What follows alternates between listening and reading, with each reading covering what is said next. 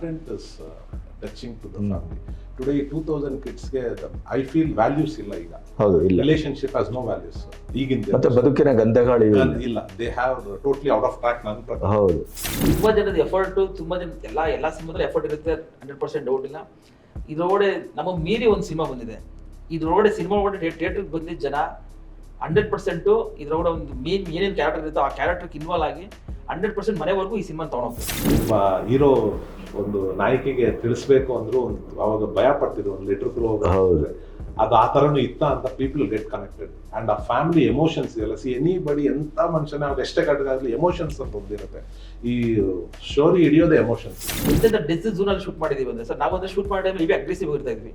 ಅಂದ್ರೆ ಭಯದೆಲ್ಲ ಏನು ಮಾಡ್ತಾ ಇಲ್ಲ, ಅಂದ್ರೆ ಶೂಟ್ ಮಾಡಕ್ಕೆ ಅಲ್ಲಿ ಫೈರಲ್ಲಿ ಹೊಡೆದಾಡ್ತಾ ಇದಾರೆ ಅಂತಂದ್ರೆ ಫಸ್ಟ್ ಶಾರ್ಟ್ ಓಕೆನಾ ಅಂದ್ಬಿಟ್ಟು ಆಮೇಲೆ ಆರ್ಟಿಸ್ಟ್ ನೋಡ್ತಾ ಇದ್ವಿ ಪಾಪ.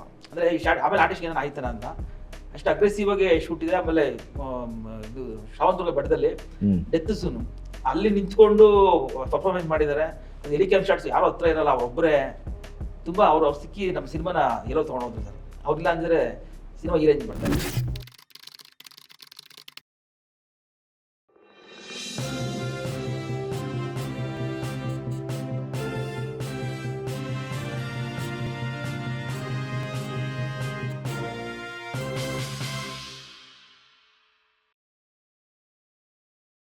ಪಾತ್ರ ಬಂದು ಅರುಣ್ ಅಂತ ಹೀರೋ ಅವರು, ಆಮೇಲೆ ರಾಣಿ ಭರತ್ ಅಂತ ಹೀರೋಯಿನ್, ನಮ್ಮ ಎಡಿಟರ್ ಜನಾರ್ದನ್ ಅವ್ರ ಮಗ ಅವರು.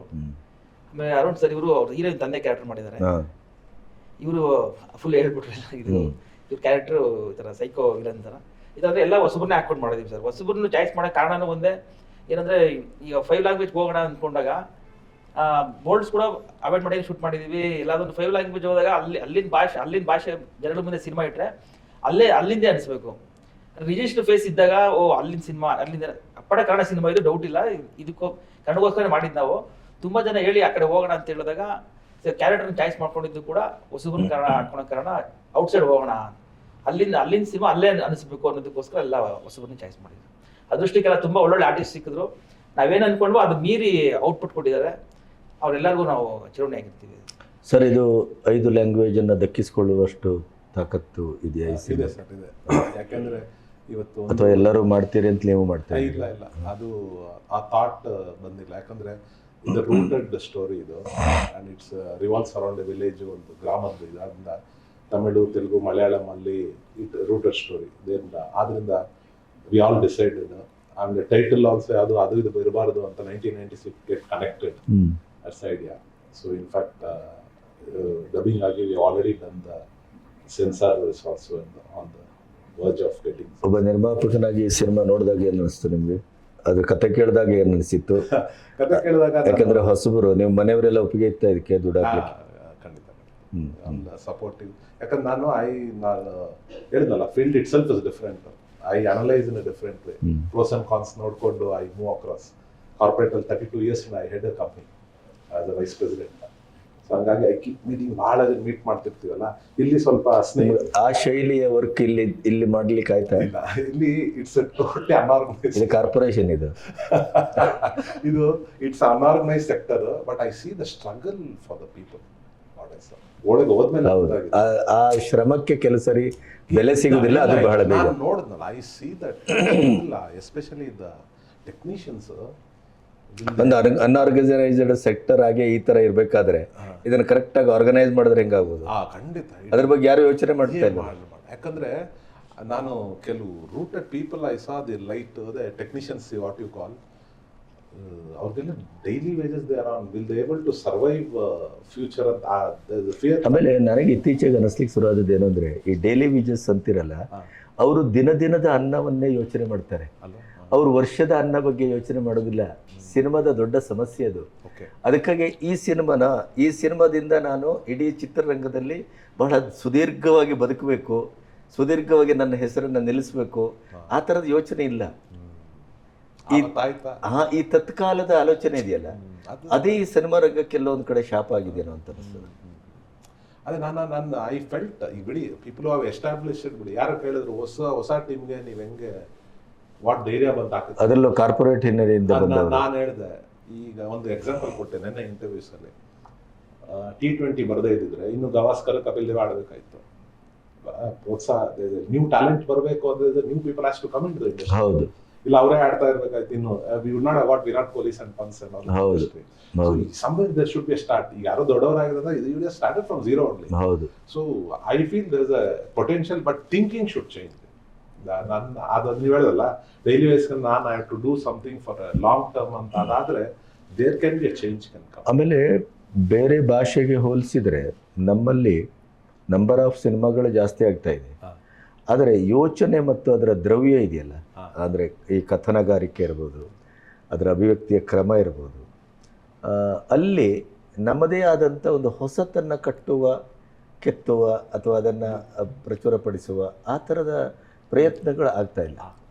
ಅದೇ ನಿಮಗೆ ಆ ದೃಷ್ಟಿಯಲ್ಲಿ ನೀವು ಸಿನಿಮಾ ನೋಡ್ತೀರಾ? ಬೇರೆ ಬೇರೆ ಸಿನಿಮಾ ಅಂದ್ರೆ ರಿವ್ಯೂ ಬಂದು ನನ್ನ ಮಗ ಗುಡ್ ಕ್ರಿಟಿಕ್ ಹೇಳಿದ್ರೆ ಹೋಗ್ತೀವಿ.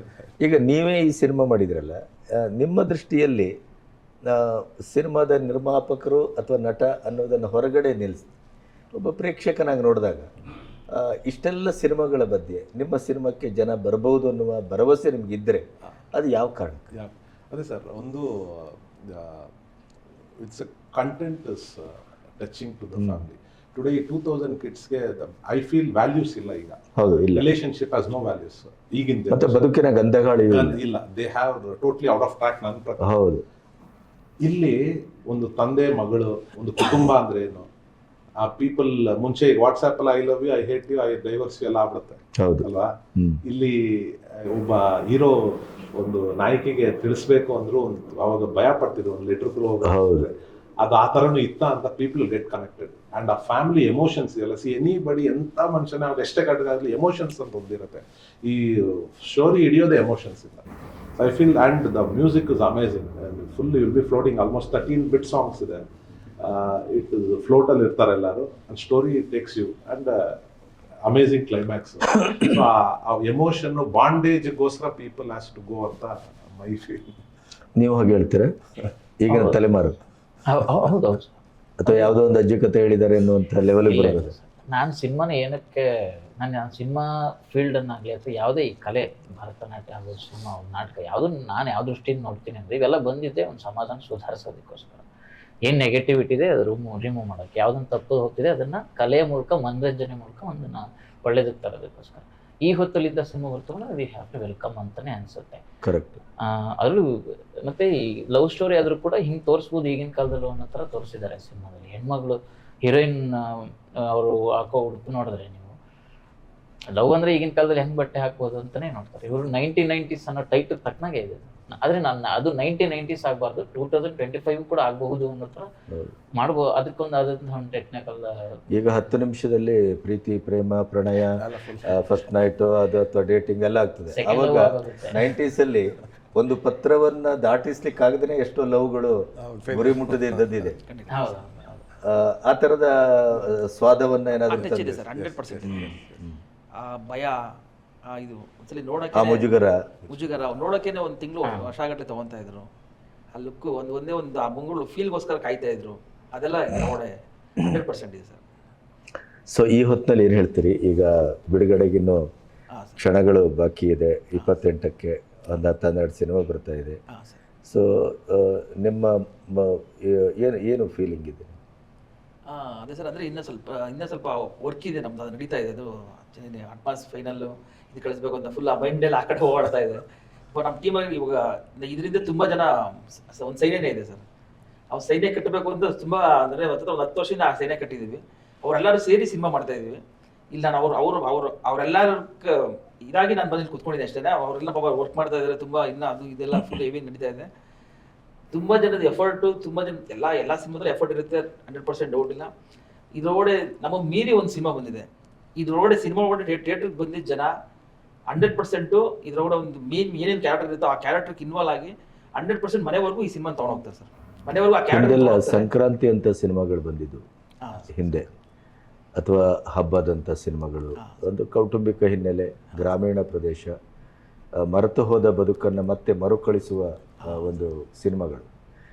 ಆ ಥರದ ಫೀಲನ್ನು ನಿಮ್ಮ ಸಿನಿಮಾ ತರಬಹುದು ಅಂತ ಏನಾದ್ರು ಅನಿಸ್ತದೆ? ಅದು 100% ಇದೆ ಸರ್. ಆದರೆ ಇನ್ನೊಂದು ಏನಂದರೆ, ಇದು ಹಾರ್ಟ್ ಬೀಟ್ ಜೊತೆ ಆಟ ಆಡೋಕ್ಕೆ ಟ್ರೈ ಮಾಡಿದ್ದೀವಿ ಸರ್. ಅಂದರೆ ಯಾರು ಮನುಷ್ಯನ ಯಾರು ಜಡ್ಜ್ ಮಾಡೋಕ್ಕಾಗಲ್ಲ ನಾವು. ಅಂದರೆ ಸ್ಕ್ರಿಪ್ಟ್ ಜೊತೆ ಆಟ ಆಡಿದ್ದೀವಿ. ನಾವೇನು ನಾವೇನ್ ಜಡ್ಜ್ ಮಾಡಿದ್ವಿ ಅಂದ್ರೆ ಸ್ಕ್ರಿಪ್ಟನ್ನೇ ಆಡಿಯನ್ಸ್ ತರ ಟ್ರೀಟ್ ಮಾಡಿದ್ವಿ.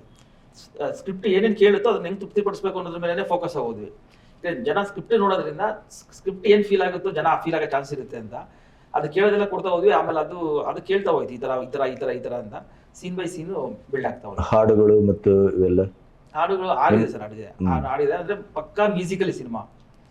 6 ಹಾಡು 13 ಬಿಟ್ ಸಾಂಗ್ ಇದೆ. ಅಂದ್ರೆ ನಮ್ದು ಒಂದು 2:40 ಅವರ್ಸ್ ಇದಿದೆ ಲೆಂತ್ ಇದ್ರೆ 2 ಅವರ್ ಸಿನಿಮಾ ಫುಲ್ ಮ್ಯೂಸಿಕಲಿನೇ ಇರುತ್ತೆ. ಮ್ಯೂಸಿಕಲಿ ಪ್ಯಾಕ್ಡ್, ಅದ್ಮೇಲೆ ಅಟ್ಮಾಸ್ ಸೌಂಡ್ ಅಲ್ಲಿ, ಆಮೇಲೆ SFX ತುಂಬಾ ತುಂಬಿಕೊಂಡಿರ್ತದೆ, ಆಮೇಲೆ ಸೌಂಡ್ ಡಿಸೈನ್ ತುಂಬಿಕೊಂಡಿರ್ತದೆ ಸಿನಿಮಾ ಪೂರ್ತಿ. ಆಮೇಲೆ ಆ ಡಬ್ಬಿಂಗು, ಪ್ರತಿಯೊಬ್ಬರದು ಆ ಫೀಲಿಂಗ್ಸ್ಗಳು ಇದೆಲ್ಲ ನೋಡಿ ಜನ ಅಂದ್ರೆ ಒಂದು ಬೇರೆ ಪ್ರಪಂಚಕ್ಕೆ ಹೋಗುವ ಅಂದ್ರೆ ಒಂದು ಫೀಲ್ಸ್ 2.25 ಅವರ್ ಜನ ಬಂದ್ರೆ ಅವ್ರನ್ನ ಮರೆತು ಆಗಬೇಕು ಅನ್ನೋದಕ್ಕೋಸ್ಕರ ಟೆಕ್ನಾಲಜಿನೂ ಏನೇನ್ ಬೇಕೆಲ್ಲ ಯೂಸ್ ಮಾಡ್ಕೊಂಡು, ಆಮೇಲೆ ಸ್ಕ್ರಿಪ್ಟು ಫೀಲಿಂಗ್ಸು ಎಲ್ಲ ಯೂಸ್ ಮಾಡ್ಕೊಂಡು ಒಂದು ಇದು ಕಟ್ಟಿದೀವಿ ಸರ್. ಜನ ಅದನ್ನ ನೋಡಿ ಅವ್ರು ಹೇಳಿದ್ಮೇಲೆ ಅದಕ್ಕೆ ಒಂದು ಅರ್ಥ ಸಿಗೋದು. ನಾವು ಅದಕ್ಕೆ ವೈಟಿಂಗ್ ಅಲ್ಲಿ ಇದ್ದೀವಿ, ಏನ್ ಹೇಳ್ತಾರೆ ಅಂತ ಒಂದು ಕ್ಯೂರಿಯಾಸಿಟಿ ಇದೆ ಸರ್. ನಿರ್ಮಾಪಕರು ತುಂಬಾ ನಗ್ತಾ ಇರೋದ್ರಿಂದ ಬಹಳ ನನಗೂ ಭರವಸೆ ಹುಡ್ತಾ ಇದೆ. ಯಾಕಂದ್ರೆ ಈ ಸಂದರ್ಭದಲ್ಲಿ ಬಹುತೇಕವಾಗಿ ನಿರ್ಮಾಪಕರು ಮತ್ತು ನಿರ್ದೇಶಕರು ಒಟ್ಟಿಗೆ ಕೂತು ಮಾತಾಡಲಿಕ್ಕೂ ಈ ಸ್ಟೇಜ್ ಅಲ್ಲಿ 7 o'clock ವರೆಗೂ we had so much energy. I said C ಅದು ವರ್ಕ್ ಕೊಟ್ರೆ ಕಾನ್ಫಿಡೆನ್ಸ್ ಸರ್, ಅದು ಔಟ್ಪುಟ್ ಆಜ್ಕೊಂಡು ಬಂದಿರೋಂತ ಆಲ್ ಆರ್ ಗ್ರೌಂಡೆಡ್. ನಾನು first time I was facing A camera ಹೋಗ್ತಾ ಇದ್ದೀನಿ. ಬಟ್ ಟ್ರೈಲರ್ ಅಲ್ಲಿ ಹಾಗೆ ಅನಿಸ್ಲಿಲ್ಲ ನನಗೆ. ಅದೇ ಆಮೇಲೆ ಹೇಳಿದ್ರು, ಆಮೇಲೆ ಅದೇ ಹೇಳಿದ್ರು ಇವರು confident you can do it ಅಂತ.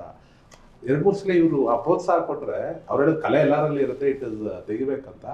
ಆ confident, very humble, grounded person, very humble. And I think next cinema ಯಾರು ಗುರು ಅಂದ್ರೆ ಹೇಳ್ತಾರೆ ಅಂದ್ಕುಮಾರ್. ಯಾಕಂದ್ರೆ ಇವರೆಲ್ಲ ಸಿಕ್ಕಿದ್ದು ನಮ್ಮ ಅದೃಷ್ಟ ಸರ್. ಇವಾಗ ಹೀರೋ ಸರ್ ಬಗ್ಗೆ ಹೇಳ್ಬೇಕಂದ್ರೆ ಸರ್, ಅವ್ರು ಅರುಣ್ ಸರ್ ಹೀರೋಯಿನ್ ಅವ್ರು ಸರ್, ಅರುಣ್ ಸರ್ ಅವರು ಹೀರೋ ಆಗಿ ನಮ್ಗೆ ಸಿಕ್ಲಿಲ್ಲ ಅಂದ್ರೆ ಅದು ನಾವೇ ಅಪ್ರೋಚ್ ಮಾಡಿದ್ದ ಅವ್ರನ್ನ. ಅವರ ಪಾಪ ಅವರು ಏನಿಲ್ಲ, ಅವ್ರ ಅಣ್ಣ ಕಡೆಯಿಂದ ಪರಿಚಯ. ಅವರೊಂದು ಸ್ಕ್ರಿಪ್ಟ್ ತಗೊಂಡ್ಬಂದ್ರು ಚೆನ್ನೈಯಿಂದ. ಚೆನ್ನೈಯಲ್ಲಿ ಅವರು ರಂಗಭೂಮಿ ಮೇಲೆ ಇದ್ರು. ಒಂದು ಸ್ಕ್ರಿಪ್ಟ್ ತಗೊಂಡ್ಬಂದು ನಾವೇನಿಲ್ಲ ಅಂದ್ರೆ ನಮ್ಮ ಹತ್ರ ಬಂದು ಚರ್ಚೆ ಮಾಡಿ ಡಿಸ್ಕಷನ್ ಕುತ್ಕೊಂಡ್ರು. ನಮ್ಮ ಅದೃಷ್ಟ ಅವ್ರು ಬಂದು ಕುತ್ಕೊಂಡಿದ್ದು. ಆ ಸ್ಕ್ರಿಪ್ಟ್ ಯಾವ ರೇಂಜಲ್ಲಿ ಇತ್ತು ಅಂತಂದ್ರೆ ನಾವು ಗಾಬರಿ ಆಗ್ಬಿಟ್ರಿ. ಒಬ್ಬ ಆರ್ಟಿಸ್ಟ್ ಇಂಥ ಸ್ಕ್ರಿಪ್ಟನ್ನ ಚಾಯ್ಸ್ ಮಾಡ್ಕೊಂತಾರೆ ಅಂದ್ರೆ ಡೀಲ್ ಮಾಡೋದು ಸಖತ್ ಕಷ್ಟ. ಇಂಥದ್ದು ಚಾಯ್ಸ್ ಮಾಡೋದ್ರೆ ಹುಡುಗ ಒಳಗಡೆ ಏನೋ ಇದೆ ಅಂತ ಮೈಂಡಲ್ಲಿ ಇತ್ತು. ಸಿನಿಮಾ ಶುರು ಮಾಡೋ ಟೈಮಲ್ಲಿ ಕರೆದಾಗ ಪಾಪ ಸ್ಟೋರಿನೂ ಹೇಳಿಲ್ಲ, ನಾವು ಬಂದು ಒಪ್ಕೊಂಡು ಮಾಡಿದ್ರು. ಎಂತೆಂಥ ಡೆತ್ ಝೋನಲ್ಲಿ ಶೂಟ್ ಮಾಡಿದೀವಿ ಅಂದ್ರೆ ಸರ್, ನಾವಂದ್ರೆ ಶೂಟ್ ಮಾಡೋ ಟೈಮಲ್ಲಿ ಇವೇ ಅಗ್ರೆಸಿವ್ ಇರ್ತಾ ಇದ್ವಿ. ಅಂದ್ರೆ ಬೈಯೋದೆಲ್ಲ ಏನು ಮಾಡ್ತಾ ಇಲ್ಲ, ಅಂದ್ರೆ ಶೂಟ್ ಮಾಡೋಕೆ ಅಲ್ಲಿ ಫೈರಲ್ಲಿ ಹೊಡೆದಾಡ್ತಾ ಇದಾರೆ ಅಂತಂದ್ರೆ ಫಸ್ಟ್ ಶಾರ್ಟ್ ಓಕೆನಾ ಅಂದ್ಬಿಟ್ಟು ಆಮೇಲೆ ಆರ್ಟಿಸ್ಟ್ ನೋಡ್ತಾ ಇದ್ವಿ ಪಾಪ. ಅಂದ್ರೆ ಈ ಶಾರ್ಟ್ ಆಮೇಲೆ ಆರ್ಟಿಸ್ಟ್ ಏನೋ ಆಯ್ತಾನ ಅಂತ ಅಷ್ಟು ಅಗ್ರೆಸಿವ್ ಆಗಿ ಶೂಟ್ ಇದೆ. ಆಮೇಲೆ ಇದು ಶ್ರಾವಂತುರ್ಗ ಬೆಟ್ಟದಲ್ಲಿ ಡೆತ್ ಝೋನು ಅಲ್ಲಿ ನಿಂತ್ಕೊಂಡು ಪರ್ಫಾರ್ಮೆನ್ಸ್ ಮಾಡಿದ್ದಾರೆ. ಅದು ಹೆಲಿಕ್ಯಾಮ್ ಶಾಟ್ಸ್ ಯಾರು ಹತ್ರ ಇರಲ್ಲ, ಅವ್ರೊಬ್ಬರೇ ತುಂಬಾ ಅವ್ರು ಸಿಕ್ಕಿ ನಮ್ಮ ಸಿನಿಮಾನ ಹೀರೋ ತಗೊಂಡೋದ್ರು ಸರ್. ಅವ್ರಿಲ್ಲ ಅಂದ್ರೆ ಸಿನಿಮಾ ಈ ರೇಂಜ್ ಬರ್ತಾ ಇರಲಿಲ್ಲ. ಸೊ ಹೊಸಬರಾದ್ರೂ ನೀವು ಹಳಬರನ್ನು ಮೀರಿಸುವ ಲೆವೆಲ್ಗೆ ಅದನ್ನ ಬೆಳೆಸ್ಕೊಂಡಿದ್ದೀರ. ಅಲ್ಲ, ಹಳಬರನ್ನು ಬೆಳೆಸಿಟ್ಟು ದೊಡ್ಡಲ್ಲ ಸರ್. ಅಂದ್ರೆ ಸ್ಕ್ರಿಪ್ಟ್ನ ಏನ್ ಬೇಕಾ ಸ್ಕ್ರಿಪ್ಟ್ ಎಲ್ಲ 100% ನ್ಯಾಯ ಕೊಡ್ತಿದ್ದೀವಿ ಸರ್. ಆಮೇಲೆ ಇದನ್ನ ನಾನು ಒಂಥರ ಸಾತ್ವಿಕ್ ಟೀಮ್ ಅಂತ ಕರೆಯಕ್ಕೆ ಇಷ್ಟಪಡ್ತೀನಿ ಸರ್. ಸಿನಿಮಾ ಅಂದ್ರೆ ಒಂಥರ ಏನೋ ಔಟ್ ಆಫ್ ದ ಸ್ಕ್ರೀನ್ ಅಲ್ಲಿ ಹೆಂಗ್ ನಡ್ಕೊಳ್ತೀವಲ್ಲ, out of the screen shooting ಟೈಮಲ್ಲಿ ಮ್ಯೂಚುವಲ್ ಅಂಡರ್ಸ್ಟ್ಯಾಂಡಿಂಗ್ ವಿಚಾರದಲ್ಲಿ ಆಗ್ಬಹುದು, ನಾವು ತಿನ್ನೋ ಊಟದಿಂದ ಆಗಬಹುದು, ಒಬ್ರಿಗೊಬ್ರು ಕೋಪರೇಷನ್ ಆಗ್ಬಹುದು, ಎಲ್ಲದರಲ್ಲೂ ಕೂಡ it's purely Satvik team. No one disturbing, no anyone 1% ಕೂಡ ಯಾರಿಗೂ ಡಿಸ್ಟರ್ಬ್ ಇಲ್ಲ, ಕೋಪರೇಟಿವ್. ಹೌದಾ ಸರ್, ಆಯ್ತು ಮಾಡ್ತೀನಿ ಬಿಡಿ ಸರ್ ಅನ್ನೋ ಥರ ನಾವು ಆಗ್ಬೋದು. ಆ ದೃಷ್ಟಿಯಲ್ಲೂ 90s ಸರಿಯಾಗಿದೆ. ಆ ದೃಷ್ಟಿನಲ್ಲೂ 90s ತಕ್ಕನಾಗೆ ಇದೆ. ಪಾಪ ಹೀರೋ ಸರ್ ಆಗ್ಬೋದು, ಹೀರೋಯಿನ್ ಮೇಡಮ್ ಆಗ್ಬೋದು, ಒಂಥರ ಅವ್ರು ಹೀರೋಯಿನ್ ಅಂತೂ ಒಂಥರ ಕೈ ಮುಗಿಬೇಕು. ನನ್ನ ಸಿಸ್ಟರ್ ತರ ಭಾವನೆ ಬಂತು ನನಗೆ ತುಂಬಾ. ನಿಮಗೆ ಸಿಕ್ಕಿದ ಹೀರೋಯಿನ್ಗಳಿಗೆಲ್ಲ ಅದೇ ತರ ಇದ್ಬಿಡಿ ನೀವು. ಇಲ್ಲ, ನಮ್ಗೆ ಸರ್ ಯಾವ್ದಾರ ಹೆಣ್ಮಗಳು ಶೂಟಿಂಗ್ ಟೈಮಲ್ಲಿ ಒಂದು heroine out of the screen shooting ಆದ್ಮೇಲೆ ಹೇಗಿರ್ಬೇಕು, ಹೇಗ್ ನಡ್ಕೋಬೇಕು, ಹೇಗ್ ಮಾತಾಡ್ಬೇಕು ಅನ್ನೋದು ನಮಗೂ ಒಂದು ಮೆಂಟಾಲಿಟಿ. ನಾವು ಈಗಿನ ಆಗಿರೋದನ್ನ ಜಡ್ಜ್ ಮಾಡ್ತಿರ್ತೀವಲ್ಲ. 90s ಅಲ್ಲಿ ಹೆಂಗಿತ್ತು ಅಂತ ನಮಗೂ ಗೊತ್ತಿದೆ. ಆ ವಿಚಾರ ಬಹುಶಃ 90s ಅಲ್ಲೂ ಇಲ್ಲಿ ಕೆಲವೊಂದೇನಾದ್ರು ಬೇರೆ ತರ ಇತ್ತು ಏನೋ ಗೊತ್ತಿಲ್ಲ. ಬಟ್ ಇಲ್ಲಿ ತುಂಬಾ ಸಾತ್ವಿಕ ಟೀಮು ಅಂತ ನಂತರ ಸ್ಪಿರಿಚುವಲ್ ಸೋಲ್ಸ್ ಏನಾರ ಶೂಟಿಂಗ್ ಸಿನಿಮಾಗೆ ಬಂದ್ಬಿಟ್ರೆ ಫೀಲ್ಡ್ ಮಾಡಿ ಸಿನಿಮಾ ಮಾಡ್ರೆ ಹೇಗಿರುತ್ತೆ ಆ ತರ ಇತ್ತು. ನನಗೆ ಐ ಫೆಲ್ಟ್ ವೆರಿ ಹ್ಯಾಪಿ. ಖುಷಿ ಆಯ್ತು, ತುಂಬಾ ಖುಷಿ. ಈ ತರದ ಸಿನಿಮಾ ಟೀಮ್ ಬಗ್ಗೆ ಮಾತಾಡೋದು ಸ್ವಲ್ಪ ಕಡಿಮೆನೆ, ಸಾತ್ವಿಕ ಅಂತೆಲ್ಲ ಬಳಸೋದು ಕಡಿಮೆನೆ ಸರ್, ಕಡಿಮೆನೆ. ಹೌದು. So wish all the best sir, ಒಳ್ಳೆದಾಗ್ಲಿ. Thank you.